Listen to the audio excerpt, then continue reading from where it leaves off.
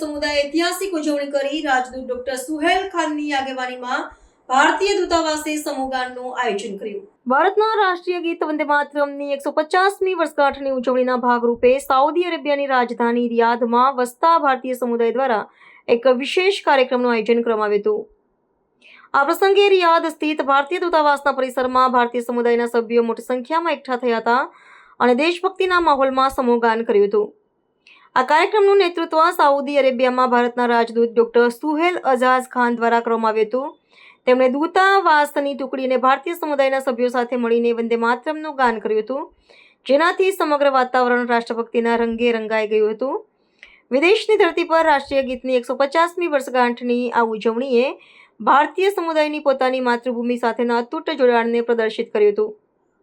ભારત સરકાર દ્વારા 7 નવેમ્બર 2025 થી 7 નવેમ્બર 2026 સુધી વંદે માતરમની 150મી વર્ષગાંઠ નિમિત્તે વર્ષભર ચાલનારી ઉજવણીની જાહેરાત કરવામાં આવી છે. આ વૈશ્વિક ઉજવણીના ભાગરૂપે રિયાધમાં આયોજિત આ કાર્યક્રમ વિદેશમાં વસતા ભારતીયોના હૃદયમાં રહેલા દેશપ્રેમ અને રાષ્ટ્રીય ગૌરવનું ઉત્તમ ઉદાહરણ છે.